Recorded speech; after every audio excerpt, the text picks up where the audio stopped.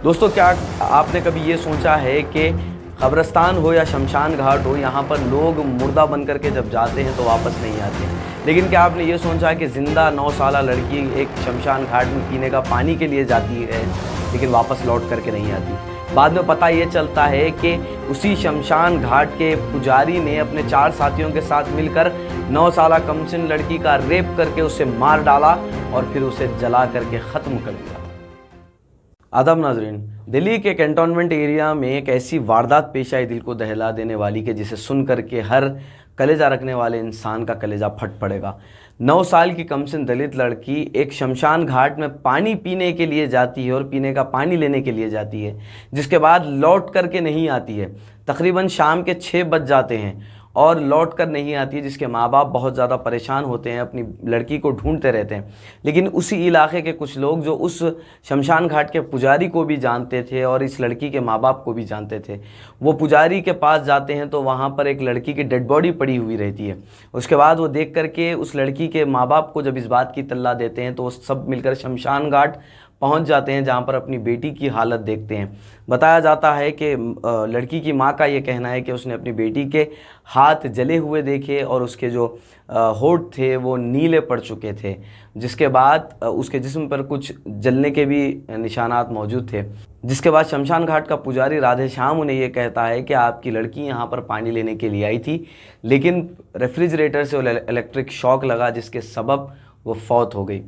और फिर जब लड़की के माँ बाप पुलिस को इन्फॉर्म करने की बात करते हैं तो राधे श्याम और उसके जो साथी थे वो लड़की के माँ बाप को ये कहकर रुका देते हैं पुलिस में कंप्लेन देने से कि अगर तुम पुलिस में कंप्लेन दोगी तो पुलिस वाले इसका पोस्टमार्टम बनाएंगे और अगर इसका पोस्टमार्टम होगा तो हॉस्पिटल में इसके ऑर्गन्स चोरी कर लिए जाएंगे, इसके किडनीज निकाल लिए जाएंगे, इसके दीगर ऑर्गन्स को निकाल लिया जाएगा। जिसके बाद फोर्स करते हुए उस प्रीस्ट ने, उस शमशान घाट के पुजारी ने उस लड़की को वालिदैन की उनकी ख्वाहिश के बिना उसी वक्त जला डाला।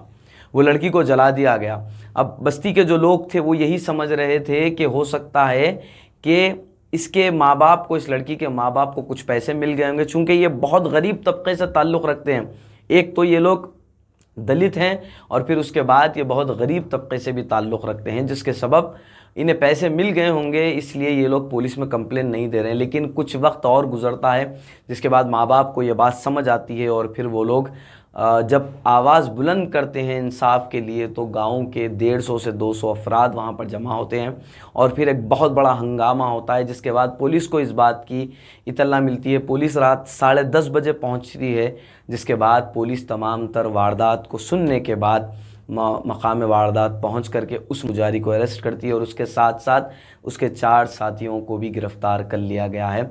अब बताया जा रहा है कि पुलिस ने इन पर दीगर धाराओं के तहत केस बुक कर दिया है, जिसमें पॉस्को एक्ट भी शामिल है और SC/ST एक्ट के तहत भी इसके ऊपर केस चलाया जा रहा है। लेकिन आप अंदाज़ा लगा करके देखिए कि एक 9 साला लड़की, वो चाहे किसी भी मज़हब से क्यों ना ताल्लुक़ रखती हो, रेप ही होता है। लड़की चाहे हिंदू की हो या मुसलमान की हो, सिख की हो या ईसाई की हो, या फिर वो किसी भी धर्म को ना मानने वाली हो, लेकिन इंसानियत का तकाज़ा यही है कि उसकी इज़्ज़त की जाए, उसकी हिफाजत की जाए। लेकिन आजकल हिंदुस्तान में रेप एक ऐसा आम क्राइम बन चुका है कि कोई भी कहीं पर भी कर सकता है और करने वाले इस कदर दरिंदा सिफत बन चुके हैं कि वो ये तक नहीं देख रहे हैं कि जिसके साथ कर रहे हैं वो एक किसी की बेटी है, किसी की बहन है या फिर किसी की माँ है। एक मासूम कमसिन 9 साला लड़की का रेप करने के बाद उसे जला दिया जाता है। ये हिंदुस्तान में हो रहा है, हिंदुस्तान के दिल्ली का ये वारदात तमाम आपको सुना रहे हैं। कुछ लोकल एक्टिविस्ट जो वहाँ पर भी गए थे, हम उनके कुछ तफसीली रिपोर्ट्स हैं वो हम आपको बताते हैं। और बताया ये भी जा रहा है कि ये लड़की के जो माँ बाप थे वो एक दरगाह में भीख मांगते थे और दरगाह के बिल्कुल सामने करीब में एक शमशान घाट है।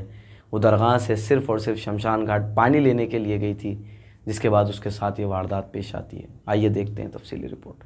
नमस्कार, मेरा नाम योगिता भयाना और मुझे सुबह सोशल मीडिया के ज़रिए पता चला कि दिल्ली कैंट में एक 9 साल की मासूम बच्ची के साथ बलात्कार हुआ है और उसको जिंदा जला दिया है।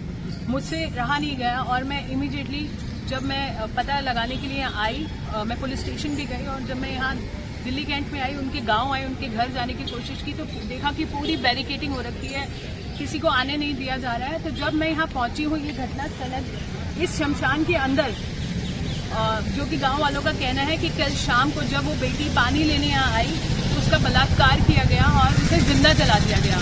जब मैंने काफ़ी गांव वालों से पूछा है, लगभग 100% लोगों ने बोला है कि हाँ उसके साथ बलात्कार हुआ और उसको जिंदा जला दिया गया, क्योंकि उसके माँ बाप यहाँ भीख मांगते हैं दरगाह में।